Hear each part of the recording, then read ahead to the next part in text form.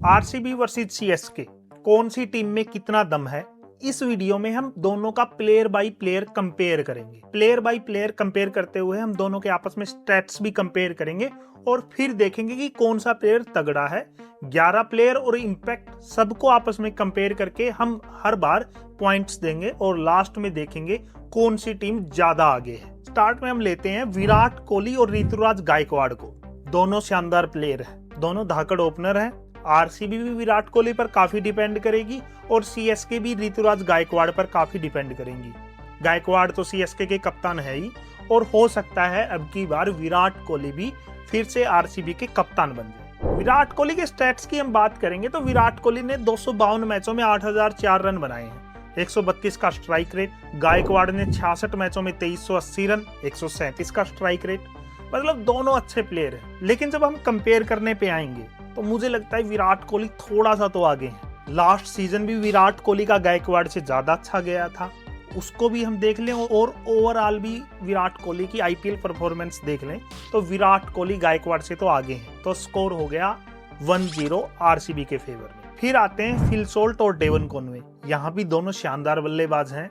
Devon Conway ने हालांकि अपना लास्ट सीजन इंजरी की वजह से मिस कर दिया था, लेकिन वहीं फिल सोल्ट जब केकेआर के लिए खेल रहे थे उन्होंने आग लगा दी थी।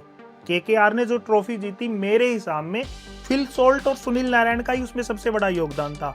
हर मैच में फिल सोल्ट ने एक बहुत अटैकिंग स्टार्ट दिया था।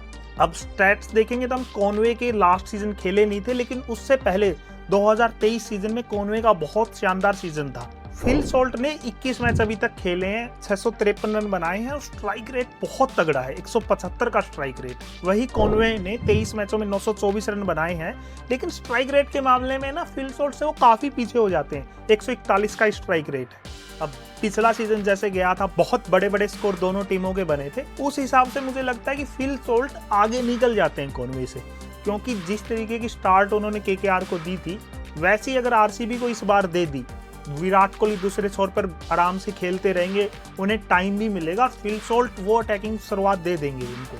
तो वो देखते हुए मेरे हिसाब से फिल सोल्ट आगे हैं, आरसीबी 2-0। नंबर 3 पर आ जाते हैं रजत पाटीदार और रचिन रविंद्र। अब रजत पाटीदार के स्टैट की अपन बात करेंगे तो 27 मैचों में 799 रन, 158 का स्ट्राइक रेट और रचिन के 10 मैचों में 222 रन, 160 का स्ट्राइक रेट। लेकिन रचिन का ना पिछला सीजन उतना अच्छा गया नहीं था, एवरेज बहुत ही कम रही थी अगर आप स्टैट्स देखोगे तो उनके। और रजत पाटीदार ने जो स्पिनर्स के खिलाफ शानदार बैटिंग की पिछली बार, मतलब ऐसा हुआ कि स्पिनरों को ओवर देने से दूसरी टीमों के कैप्टन डरते थे रजत के सामने, इसलिए इंडियन टीम से कॉल भी आई रजत पाटीदार को टेस्ट मैच के लिए, लेकिन टेस्ट में उतना परफॉर्म नहीं कर पाए और लास्ट सीजन में बहुत शानदार बैटिंग की थी रजत ने। मेरे हिसाब से अब रजत आगे हैं रचिन से उस हिसाब से, तो स्कोर हो गया 3-0। अब कंपेयर कर लेते हैं लिविंगस्टोन और राहुल त्रिपाठी को। लिविंगस्टोन के 39 मैचों में 939 रन है, 162 का स्ट्राइक रेट है। वहीं राहुल त्रिपाठी के 95 मैचों में 2236 रन, 139 का स्ट्राइक रेट। यार अब इंटरनेशनल स्टैंडर्ड पे चले जाओ या आईपीएल में कर लो, लिविंगस्टोन की कुछ बात तो अलग है। जिस तरीके लंबे लंबे छक्के लगा के लिविंगस्टोन काम करते हैं ना भाई, वो अलग ही है, उससे कंपेयर किया ही नहीं जा सकता। और साथ में लिविंगस्टोन बॉलिंग का भी फायदा देते हैं, बॉलिंग कर लेते हैं और लेग स्पिन और ऑफ स्पिन दोनों फेंकते हैं लिविंगस्टोन, वो टीम को अलग एडवांटेज दे देता है। खासकर देखा होगा कई बार पहला ओवर लेके आ जाते हैं और वार्नर को ऑफ स्पिन फेंक के पहले ओवर की पहली बॉल पे ही आउट कर दिया था उन्होंने, इसलिए ये पॉइंट भी आरसीबी की तरफ। आरसीबी 4-0 एक तरफ आगे जा रही है भाई आरसीबी अभी तक तो, लेकिन सीएसके का खेल मुझे लग रहा आने वाला है अभी, तो थोड़ा वेट, गालियां मत देना सीएसके वालों, अभी आओगे तुम लोग भी। अब कंपेयर करते हैं टिम डेविड और शिवम दुबे।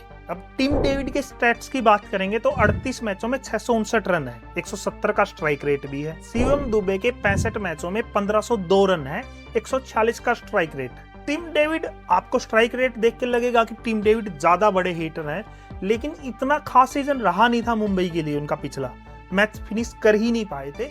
वहीं शिवम दुबे ने ज्यादातर मैच फिनिश किए थे अपनी टीम के लिए, हालांकि लास्ट मोमेंट पे जब क्वालिफाई में जाना था उनको तब नहीं कर पाए दुबे जी, वहां रह गए।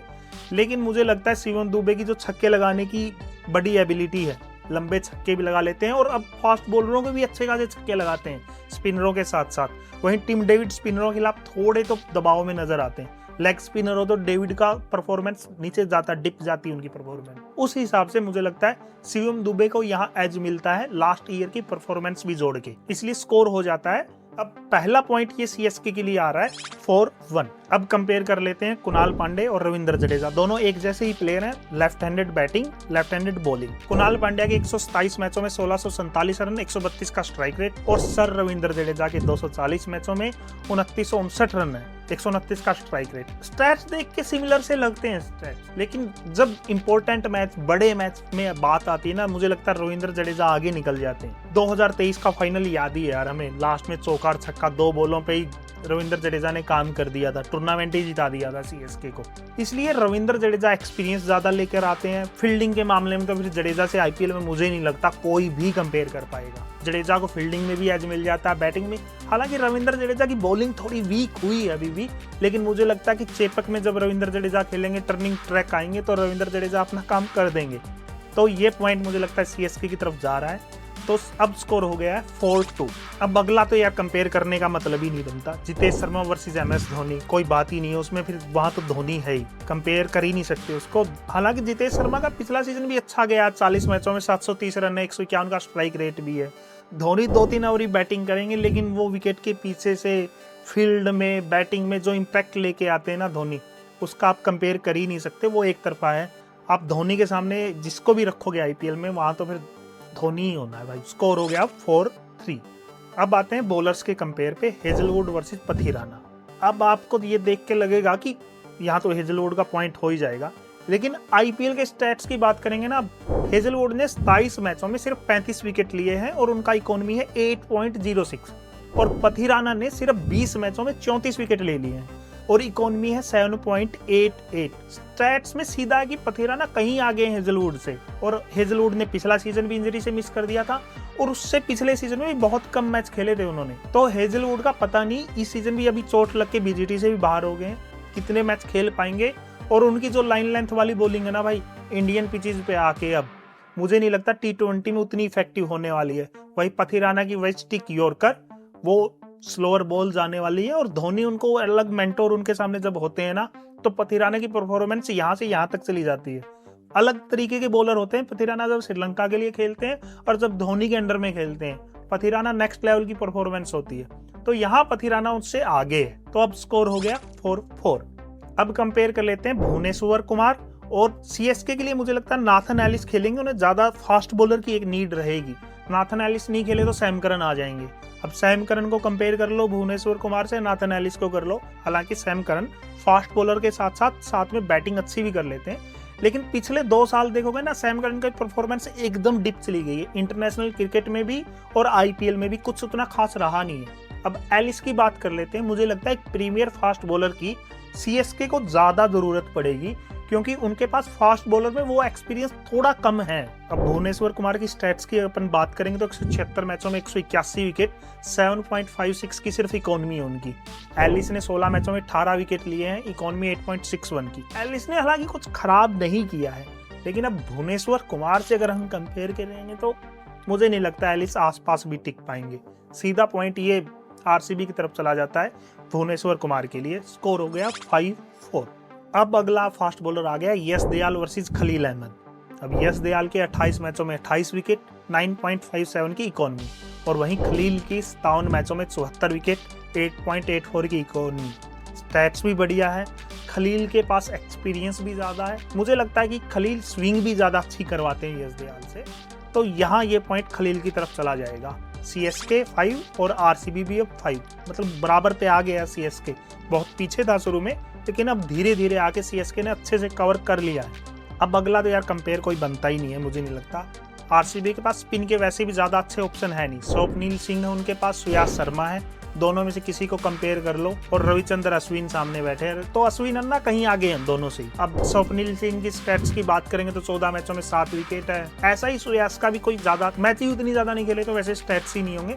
और पिछले मैच में 2-3 मैच जहां सुयास शर्मा भी खेले थे, कुछ अच्छी परफॉर्मेंस रही नहीं। भाई अश्विन अन्ना तो 211 मैचों में 180 विकेट है भाई, 7.12 की इकोनॉमी भी है उनकी।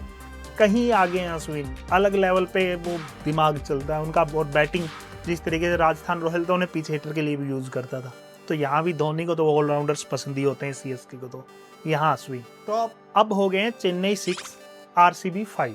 मतलब चेन्नई शुरू से 4-0 से पीछे था, लेकिन अब चेन्नई 1 पॉइंट आगे चला गया है। अब लास्ट में हम कंपेयर कर लेते हैं इम्पैक्ट प्लेयर्स को। अब आरसीबी के इम्पैक्ट में मुझे लगता है कि बैटिंग की बात करोगे तो देवदत्त पडिक्कल है उनके पास, जैकब बैथल है। और सीएसके की बात करेंगे तो बैटर तो हमने मेन टीम में ले ही रखे। मुझे नहीं लगता सीएसके को बैटरों की ज्यादा जरूरत पड़नी इम्पैक्ट में, वो बॉलरों को ही ज्यादा यूज करने वाले हैं। उनका मुझे लग रहा है इम्पैक्ट में मुकेश चौधरी यूज होंगे, क्योंकि सैम करन तो फिर वो 4 ओवरसीज वाला पंगा पड़ जाना है, फिर किसी ओवरसीज को ड्रॉप करके एलिस की जगह सैम करन को लाना पड़ेगा उन्हें, वो बनेगी नहीं बात। मुझे लगता है कि सीएसके के इम्पैक्ट प्लेयर में मुकेश चौधरी और आरसीबी में देवदत्त पडिक्कल, दोनों को आपस में कंपेयर कर लेते हैं। और मुझे लगता है ये दोनों बराबर ही है। मुकेश चौधरी फिर भी थोड़ा आगे निकल जाएंगे अगर बॉलिंग की बात करेंगे, हालांकि बैटर और बॉलर को कंपेयर कर रहे हैं, लेकिन अब इम्पैक्ट में डिपेंड भी करेगा कौन बैटिंग कौन बॉलिंग। लेकिन दोनों को मुझे लगता है यहाँ पे टाई है इम्पैक्ट प्लेयर के मामले में। दोनों में से कोई बहुत ज्यादा आगे भी नहीं है, कोई पीछे भी नहीं है। मुकेश चौधरी ने भी कुछ एक मैचों में अच्छा किया था पिछले मैचों में, और देवदत्त पडिक्कल की प्रॉब्लम यही है कि टॉप ऑर्डर के ओपनर ही वो प्लेयर हैं, ओपनिंग में कहीं जगह नहीं मिलनी, क्योंकि फिल सोल्ट उनके पास कोहली है, वहां पे जगह नहीं मिलनी है पडिक्कल को। और मिडिल ऑर्डर में भी पडिक्कल फिट नहीं बैठते हैं, वो उस तरीके के हिटर नहीं है कि आए और लंबे लंबे छक्के मार दिए, वैसे प्लेयर है नहीं। तो टोटल स्कोर बन जाता है आरसीबी 5 सीएसके 6। मतलब तगड़ी टीमें हैं, लेकिन सीएसके थोड़ा सा एज ले लेती है। और इस कंपेयर में ये सबसे बड़ी बात है इसके बाद कि सीएसके के पास लाइक टू लाइक रिप्लेसमेंट काफी है अपने प्लेयर्स की। जैसे मैंने बताया सैम करन है उनके पास और भी प्लेयर्स हैं जो लाइक टू लाइक रिप्लेस कर देंगे। स्पिनरों में जैसे नूर अहमद आ गए उनके पास, ऐसे काफी प्लेयर हैं। अब आरसीबी में मुझे लगता है कि जैकब बैथल है, वो किसी को रिप्लेस कर सकते हैं। वो टिम डेविड अच्छा नहीं कर पाते हैं तो टिम डेविड को रिप्लेस कर लेंगे। और मुझे नहीं लगता कि जैकब बैथल स्टार्टिंग 11 में जगह बना पाएंगे अपनी। 4 ओवरसीज आपको पता ही है उनके भी, वो फाइनल है। फिल सोल्ट है उनके पास, टिम डेविड भी है उनके पास, लिविंगस्टोन भी है, और हेजलवुड तो एक फास्ट बॉलर खिलाना पड़ेगा। आरसीबी 5 और सीएसके 6 फाइनल स्कोर ये बन जाता है। आपको क्या लगता है कि कौन सी टीम ज्यादा तगड़ी है, और इसमें इस पूरे रिव्यू में आपको क्या लगता है कौन से प्लेयर में आपको लग रहा है कि नहीं ये ज्यादा अच्छा होना चाहिए था, वो आप कमेंट करिए। और साथ में यार सब्सक्राइब कर देना। हर दिन मेरी कोशिश है कि हर 1-2 दिन में अगली टीमों का मैं रिव्यू लेकर आता रहूंगा। शॉर्ट वीडियो में आपने बहुत प्यार दिया है, शॉर्ट वीडियो में आपके लगातार कमेंट आ रहे थे कि लॉन्ग वीडियो बनाओ, तो मैं डिटेल्ड लॉन्ग वीडियो लेके आया हूँ। तो सब्सक्राइब कर लो यार, और वीडियो को लाइक और शेयर भी कर दो, और कमेंट भी करो अपनी टीम के लिए। और जल्दी दूसरा वीडियो में जल्दी ही लेके आने वाला हूँ कंपेयर करते हुए।